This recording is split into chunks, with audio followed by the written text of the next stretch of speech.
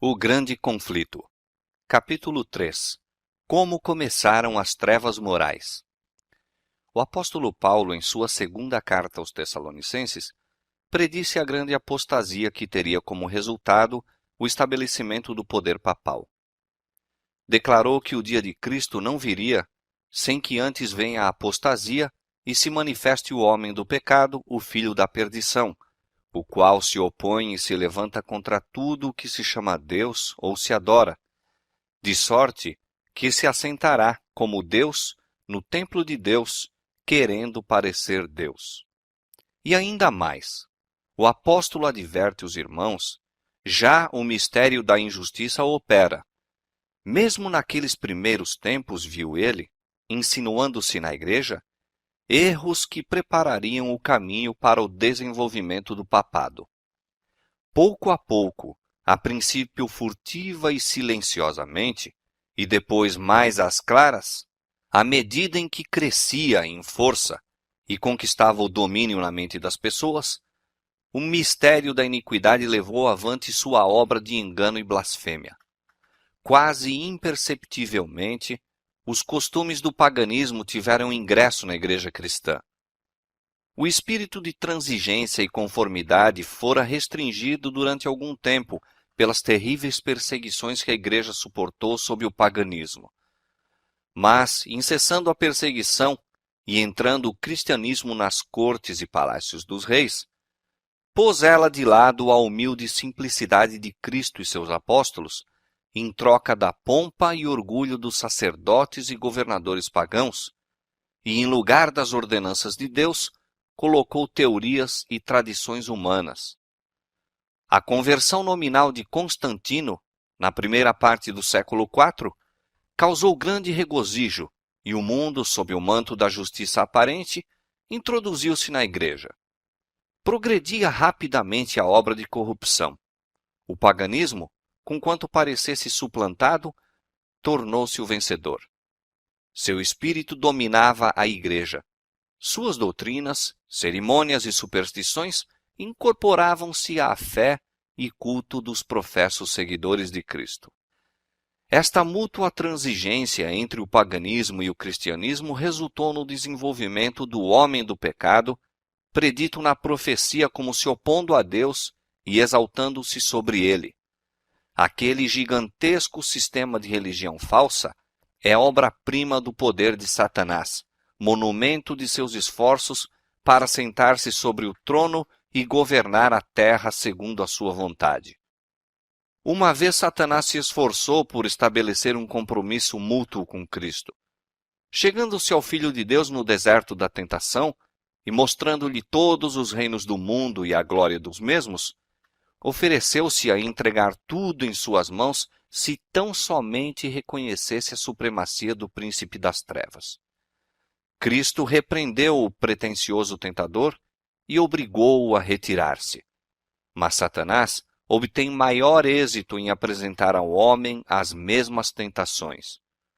Para conseguir proveitos e honras humanas, a igreja foi levada a buscar o favor e apoio dos grandes homens da terra, e, havendo assim rejeitado a Cristo, foi induzida a prestar obediência ao representante de Satanás, o bispo de Roma.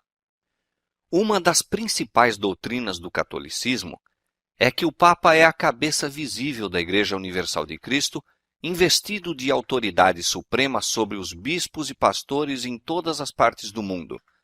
Mais do que isto, tem-se dado ao Papa os próprios títulos da divindade. Tem sido intitulado Senhor Deus o Papa e foi declarado infalível. Exige ele a homenagem de todos os homens. A mesma pretensão em que insistia Satanás no deserto da tentação, ele ainda a encarece mediante a Igreja de Roma, e enorme número de pessoas estão prontas para render-lhe homenagem. Mas os que temem e reverenciam a Deus enfrentam esta audaciosa presunção do mesmo modo por que Cristo enfrentou as solicitações do insidioso adversário. Adorarás ao Senhor teu Deus, e a ele somente servirás. Deus jamais deu em sua palavra a mínima sugestão de que tivesse designado algum homem para ser a cabeça da igreja. A doutrina da supremacia papal opõe-se diretamente aos ensinos das Escrituras Sagradas. O Papa não pode ter poder algum sobre a Igreja de Cristo, senão por usurpação. Os romanistas têm persistido em acusar os protestantes de heresia e voluntária separação da verdadeira Igreja. Semelhantes acusações, porém, implicam-se antes a eles próprios. São eles os que depuseram a bandeira de Cristo e se afastaram da fé que uma vez foi dada aos santos. Satanás bem sabia que as Escrituras Sagradas habilitariam os homens a discernir seus enganos e resistir a seu poder. Foi pela palavra que mesmo o Salvador do mundo resistiu a seus ataques. Em cada assalto, Cristo apresentou o escudo da verdade eterna, dizendo: está escrito. A cada sugestão do adversário, opunha a sabedoria e poder da palavra. A fim de Satanás manter o seu domínio sobre os homens e estabelecer a autoridade humana, deveria conservá-los na ignorância das Escrituras. A Bíblia exaltaria a Deus e colocaria o homem finito em sua verdadeira posição. Portanto, suas sagradas verdades deveriam ser ocultadas e suprimidas. Esta lógica foi adotada pela Igreja de Roma. Durante séculos, a circulação da Escritura foi proibida. Ao povo era vedado lê-la ou tê-la em casa, e sacerdotes e prelados sem escrúpulos interpretavam-lhe os ensinos de modo a favorecerem suas pretensões. Assim, o chefe da igreja veio a ser quase universalmente reconhecido como o vigário de Deus na terra, dotado de autoridade sobre a igreja e o Estado. Suprimido o revelador erro, agiu Satanás à vontade. A profecia declarara que o papado havia de cuidar em mudar os tempos e a lei. Daniel 7:25. Para cumprir esta obra não foi vagaroso. A fim de proporcionar aos conversos do paganismo uma substituição à adoração de ídolos e promover assim sua aceitação nominal do cristianismo, foi gradualmente introduzida no culto cristão a adoração das imagens e relíquias. O decreto de um concílio geral estabeleceu, por fim, este sistema de idolatria. Para completar a obra sacrílega, Roma pretendeu eliminar da lei de Deus o segundo mandamento, que proíbe o culto das imagens, e dividir o 10º mandamento a fim de conservar o número deles. Este espírito de concessão ao paganismo abriu caminho para desrespeito ainda maior da autoridade do céu. Satanás, operando por meio de não consagrados dirigentes da igreja, intrometeu-se também com o 4º mandamento e tentou pôr de lado o antigo sábado, o dia que Deus tinha abençoado e santificado, e exaltando em seu lugar a festa observada pelos pagãos como o venerável dia do sol. Esta mudança não foi, a princípio, tentada abertamente. Nos primeiros séculos, o verdadeiro sábado foi guardado por todos os cristãos. Eram estes ciosos da honra de Deus e, crendo que sua lei é imutável, zelosamente preservavam a santidade de seus preceitos. Mas com grande argúcia, Satanás operava mediante seus agentes para efetuar seu objetivo. Para que a atenção do povo pudesse ser chamada para o domingo, foi feito deste uma festividade em honra da ressurreição de Cristo. Atos religiosos eram nele realizados. Era, porém, considerado como um dia de recreio, sendo o sábado ainda observado como dia santificado. A fim de preparar o caminho para a obra que intentava cumprir, Satanás induzira os judeus, antes do advento de Cristo, a sobrecarregarem o sábado com as mais rigorosas imposições, tornando sua observância um fardo. Agora, tirando vantagem da falsa luz sob a qual ele assim fizera com que fosse considerado, lançou o desdém sobre o sábado como instituição judaica. Enquanto os cristãos geralmente continuavam a observar o domingo como festividade prazenteira, ele os levou a fim de mostrarem seu ódio ao judaísmo, a fazer do sábado dia de jejum, de tristeza e pesar. Na primeira parte do século IV, o imperador Constantino promulgou um decreto fazendo do domingo uma festividade pública em todo o Império Romano. O dia do sol era venerado por seus súditos pagãos e honrado pelos cristãos. Era política do imperador unir os interesses em conflito do paganismo e cristianismo.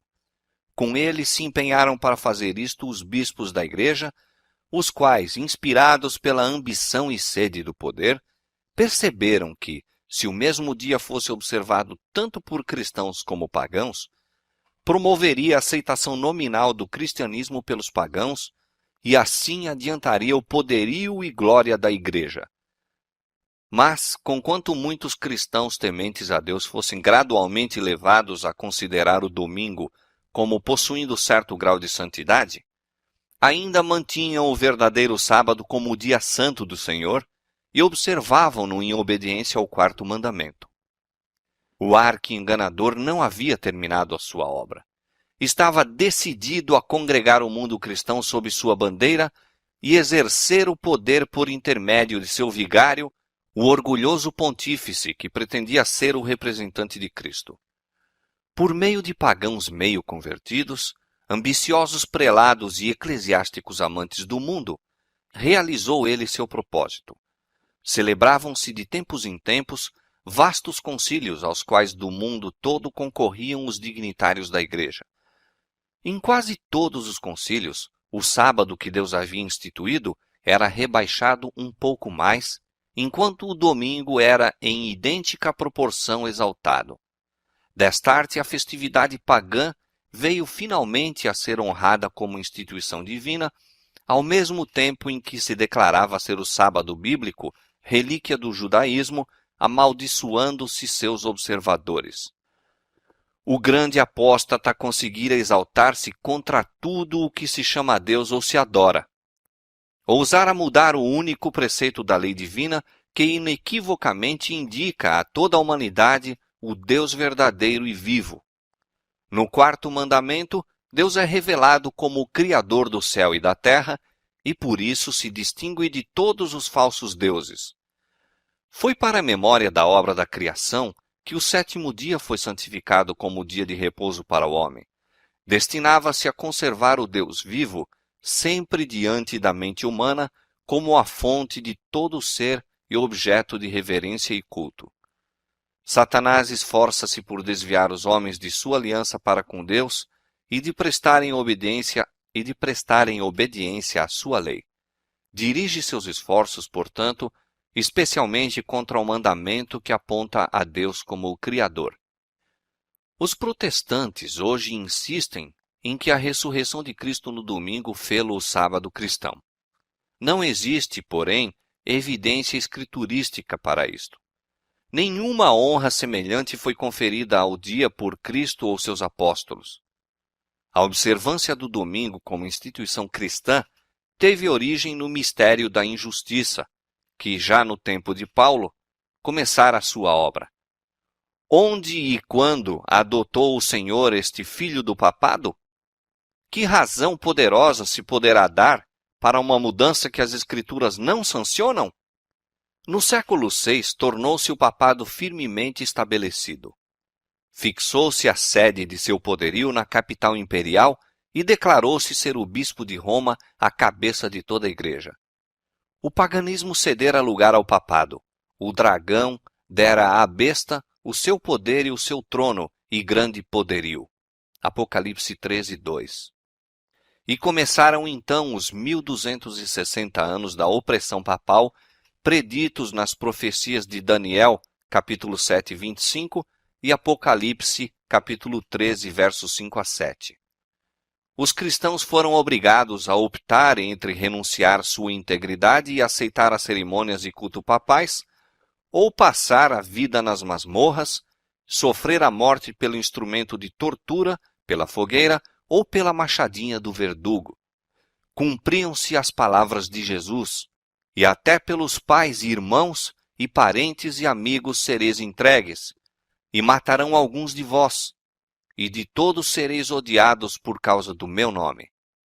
Desencadeou-se a perseguição sobre os fiéis com maior fúria do que nunca, e o mundo se tornou um vasto campo de batalha.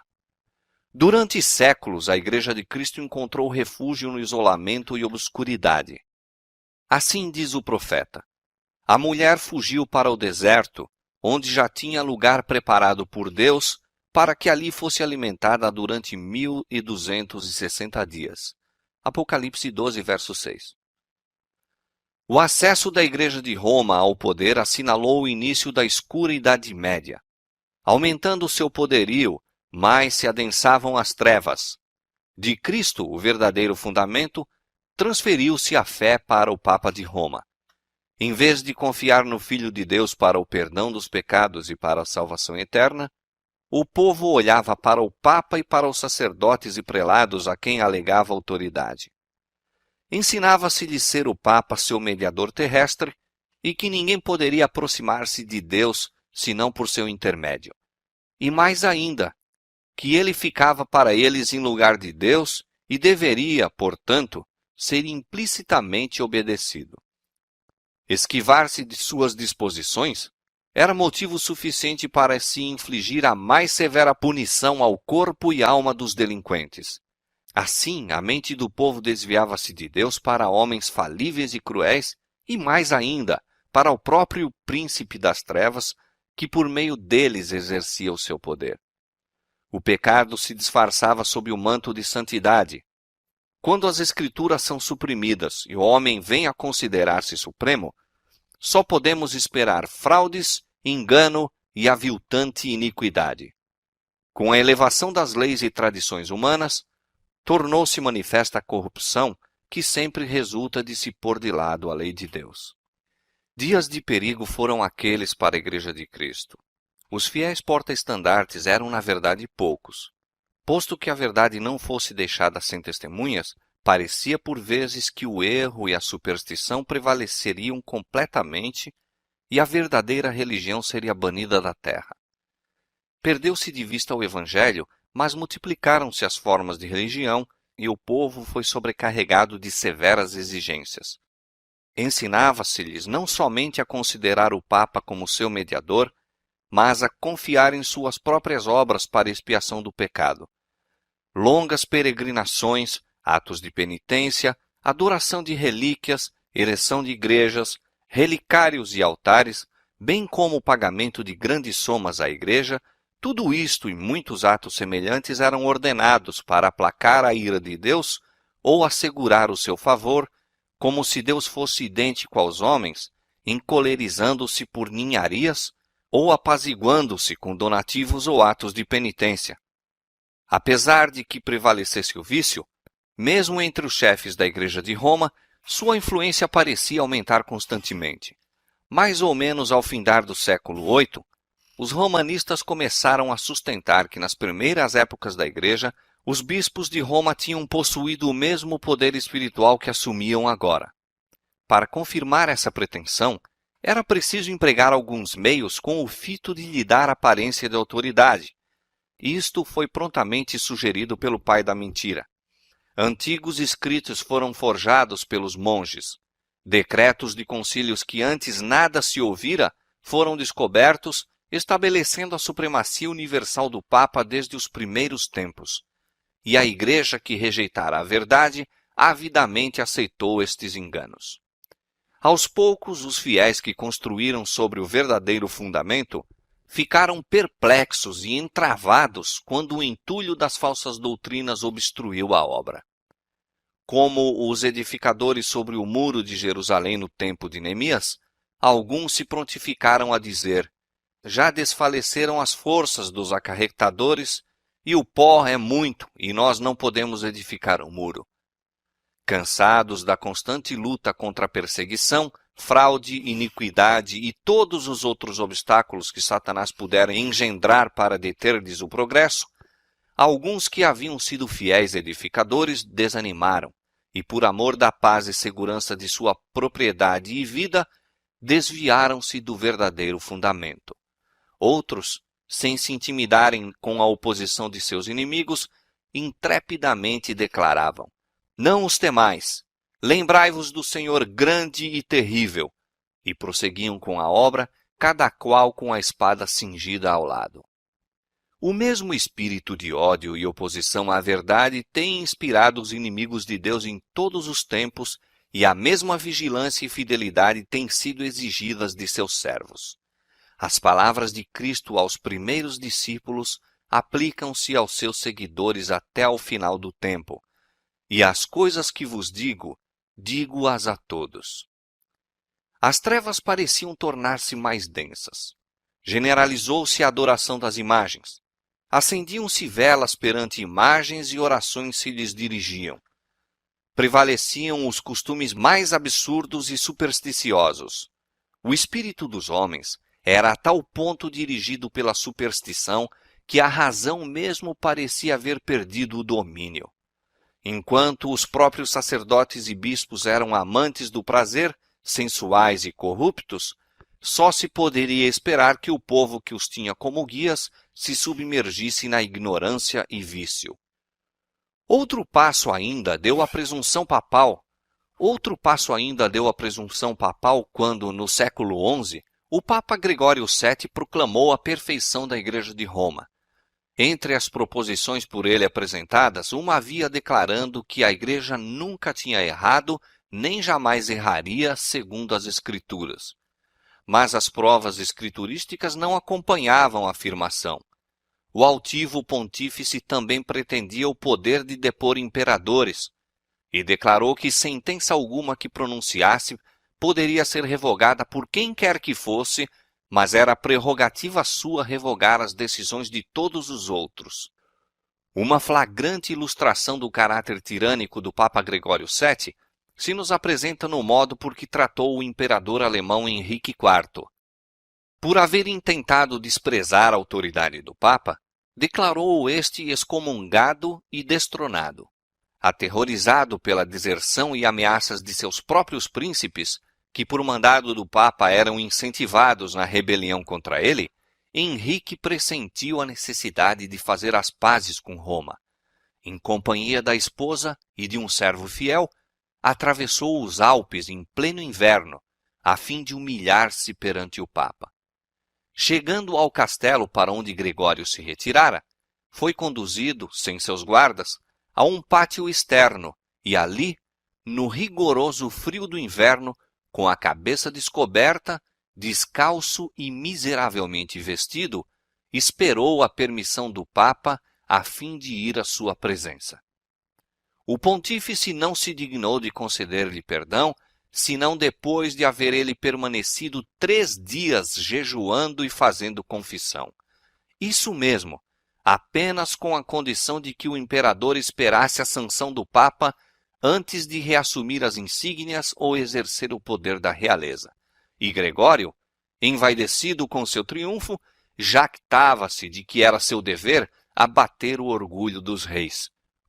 Quão notável é o contraste entre o orgulho deste altivo pontífice e a mansidão e suavidade de Cristo, que representa a si mesmo à porta do coração a rogar que seja ali admitido, a fim de poder entrar para levar perdão e paz, e que ensinou a seus discípulos: Qualquer que entre vós quiser ser o primeiro, seja vosso servo.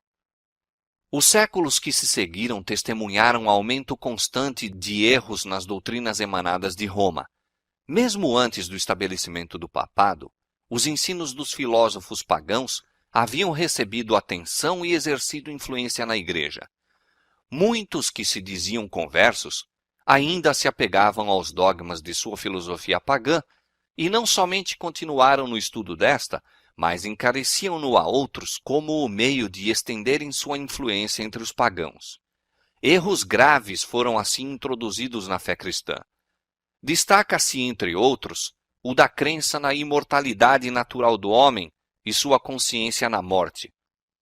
Esta doutrina lançou o fundamento sobre o qual Roma estabeleceu a invocação dos santos e a adoração da Virgem Maria. Disto também proveio a heresia do tormento eterno para os que morrem impenitentes, a qual logo de início se incorporara à fé papal. Achava-se então preparado o caminho para a introdução de ainda outra invenção do paganismo, a que Roma intitulou purgatório e empregou para amedrontar as multidões crédulas e supersticiosas. Com esta heresia, afirma-se a existência de um lugar de tormento no qual as almas dos que não merecem condenação eterna devem sofrer castigo por seus pecados e do qual, quando libertas da impureza, são admitidas no céu. Ainda uma outra invencionice era necessária para habilitar Roma a aproveitar-se dos temores e vícios de seus adeptos. Esta foi suprida pela doutrina das indulgências. Completa remissão dos pecados, passados, presentes e futuros, e livramento de todas as dores e penas em que os pecados importam, eram prometidos a todos os que se alistassem nas guerras do pontífice para estender seu domínio temporal, castigar seus inimigos e exterminar os que ousassem negar-lhe a supremacia espiritual. Ensinava-se também ao povo que, pelo pagamento de dinheiro à igreja, poderia livrar-se do pecado e igualmente libertar as almas de seus amigos falecidos que tivessem condenados às chamas atormentadoras.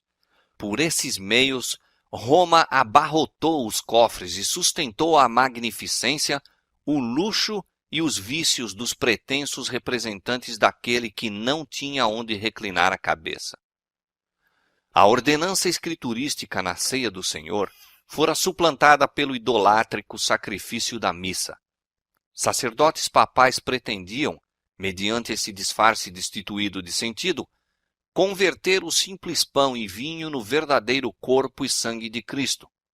Com blasfema presunção pretendiam abertamente o poder de criar em Deus, o Criador de todas as coisas. Aos cristãos exigia-se, sob pena de morte, confessar sua fé nesta heresia horrível que insulta ao céu. Multidões que a isto se recusaram foram entregues às chamas. No século XIII foi estabelecido a mais terrível de todas as armadilhas do papado, a Inquisição. O príncipe das trevas trabalhava com os dirigentes da hierarquia papal. Em seus concílios secretos, Satanás e seus anjos dirigiam a mente de homens maus, enquanto, invisível entre eles, estava um anjo de Deus, fazendo o tremendo relatório de seus iníquos decretos e escrevendo a história de ações por demais horrorosas para serem desvendadas ao olhar humano. A grande Babilônia estava embriagada do sangue dos santos. Os corpos mutilados de milhões de mártires pediam vingança a Deus contra o poder apóstata. O papado se tornou o déspota do mundo. Reis e imperadores curvavam-se aos decretos do pontífice romano. O destino dos homens, tanto temporal como eterno, parecia estar sob seu domínio.